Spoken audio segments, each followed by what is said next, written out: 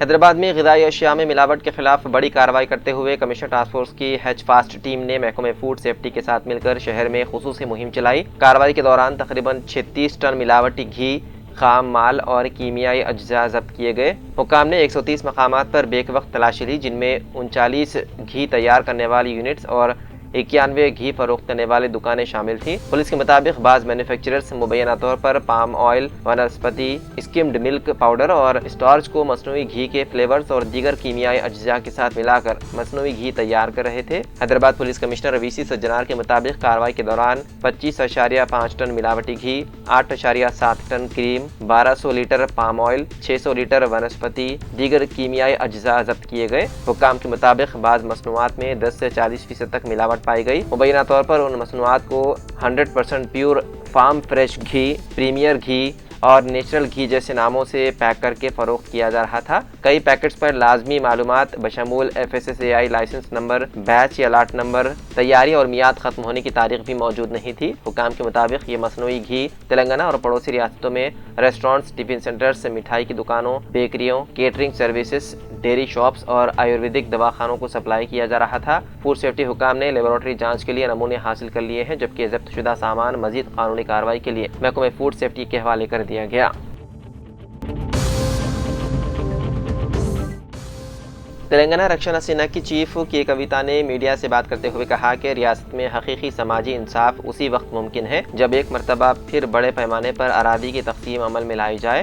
انہوں نے اعلان کیا ہے کہ اقتدار میں آنے کے بعد غریب خاندانوں کو بھو لکشمی اسکیم کے تحت فی خاندان 1 ایکڑ زمین فراہم کی جائے۔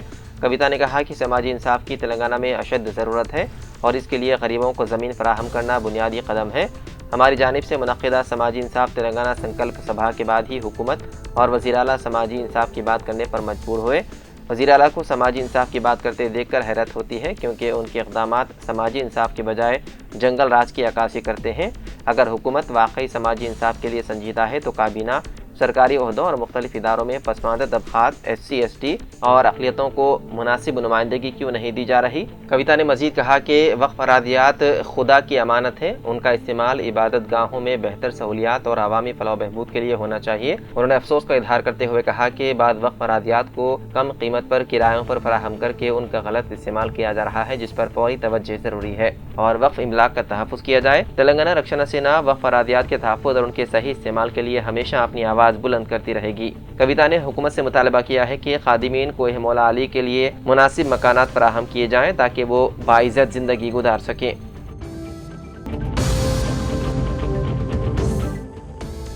بہار کے گوپال گنج ضلع میں مسجد کے اندر داخل ہو کر ایک امام کو چاقو مار کر قتل کرنے کا سنسنی خیز واقعہ پیش آیا۔ اس واقعے کے بعد علاقے میں سنسنی پھیل گئی اور کشیدگی کی صورتحال پیدا ہو گئی۔ مقتول کی شناخت 50 سالہ شفیق عالم کے طور پر ہوئی ہے۔ وہ بھورے پولیس اسٹیشن کے حدود کے سئی گاؤں کے رہنے والے تھے اور ارنا گاؤں کی مسجد میں امام کی حیثیت سے خدمات انجام دے رہے تھے۔ بتایا گیا ہے کہ اتوار کی دیر رات امام شفیق عالم مسجد کے اندر سو رہے تھے۔ اسی دوران نامعلوم شخص نے چاقو سے حملہ کر کے انہیں قتل کر دیا۔ صبح مسجد میں فجر کی اذان نہ ہونے پر مقامی لوگوں نے اندر جا کر دیکھا تو مولوی کی خون میں لت ناش پڑی ہوئی تھی۔ واقعے کی اطلاع ملتے ہی ہتھوا کے SDPO آنند موہن گپتا FSL ٹیم کے ساتھ موقع پر پہنچے۔ FSL ٹیم نے جائے وقوع سے سائنسی شواہد جمع کرنا شروع کر دیے۔ پولیس اطراف کے لوگوں سے پوچھ تاچھ کے علاوہ جائے وقوع کے آس پاس کی سرگرمیوں کی بھی معلومات حاصل کر رہی ہے۔ اس واقعے کے بعد مقامی افراد میں شدید غصہ پایا گیا ہے۔ انہوں نے پولیس کو نعش لے جانے سے بھی روک دیا۔ دیہاتی SP ونے تیواری کو موقع پر طلب کرنے کا مطالبہ کر رہے تھے۔ گاؤں میں کشیدگی کے پیش نظر SP نے فون پر مقامی افراد سے بات کرتے ہوئے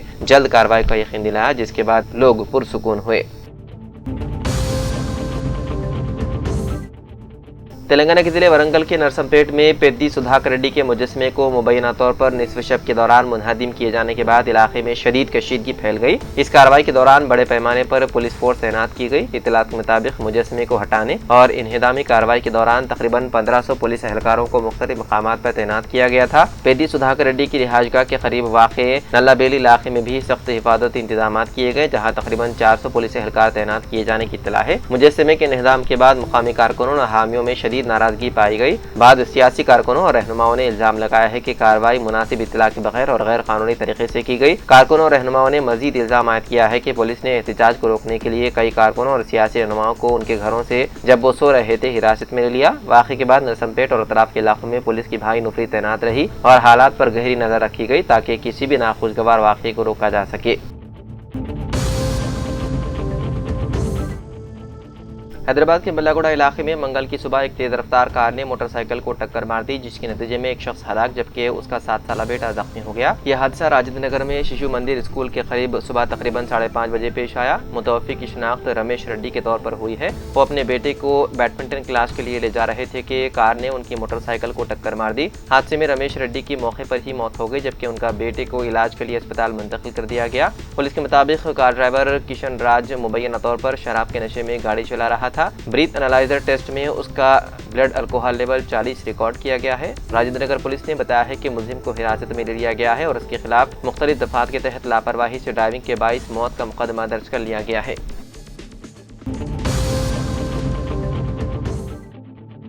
आरजेडी यानी कि राष्ट्रीय जनता दल ने 19 अगस्त को तलबा की मसाइल, बेरोजगारी और सीवान में AK-47 से हुई फायरिंग की मुखालिफत में राजभवन मार्च करने का ऐलान किया है। पार्टी ने नौजवानों और तलबा से बड़ी तादाद में इस मार्च में शामिल होने की अपील की है। वाज़ेह है कि बिहार असेंबली में हज़्ब इख्तिलाफ के कायद तेजस्वी यादव ने पीर को एक्स पर पोस्ट कर राजभवन मार्च का ऐलान किया था। आरजेडी सुप्रीमो लालू प्रसाद यादव ने भी आज एक्स पर पोस्ट करते हुए बिहार हुकूमत को तनकीद का निशाना बनाया। उनका कहना है कि बिहार के तलबा और नौजवान पेपर लीक, नाकिस तालीमी निज़ाम, भर्ती के अमल में इम्तियाजी सुलूक और बेरोजगारी से तंग आ चुके हैं। Lalu Prasad Yadav social media platform X पर लिखते हैं कि तमाम तलबा और नौजवान ताकत, पेपर लीक, बदहाल तालीमी निज़ाम, जानिबदाराना भर्ती के अमल और बेरोजगारी से परेशान हैं। लूट खसोट के निज़ाम से बनी मगरूर हुकूमत उनके जमहूरी मुतालिबात को सुनने के बजाय AK-47 से गोलियां बरसाती है, जो सरासर नाइंसाफी है। इस तानाशाही के खिलाफ तमाम लोग 19 अगस्त को पटना में जमा हों।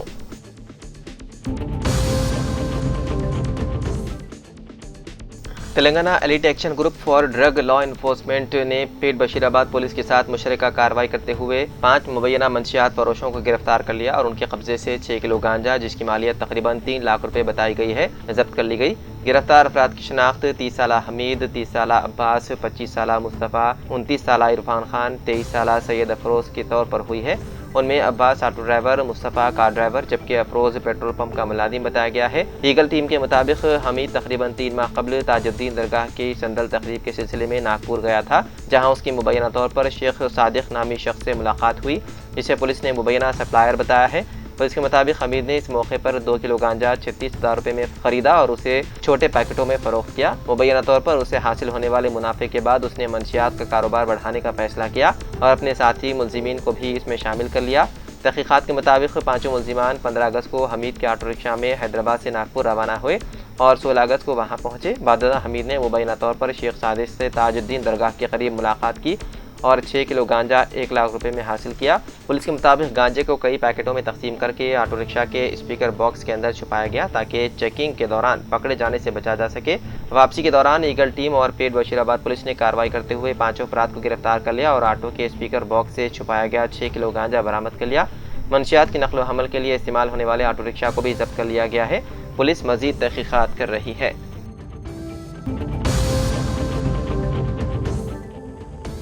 तेलंगाना भर में वोटर लिस्ट की खुसूसी जामे नज़रसानी यानी कि SIR के दौरान तकरीबन 73,39,000 वोटरों के नाम मुसवदा फहरिस्त से हदफ कर दिए गए हैं। उनमें बुनियादी तौर पर गैर हाजिर अफराद, मुस्तकिल तौर पर रिहाइश तब्दील करने वाले, 1 से ज़ायद मकामात पर नाम दर्ज रखने वाले और फौतशुदा अफराद शामिल हैं।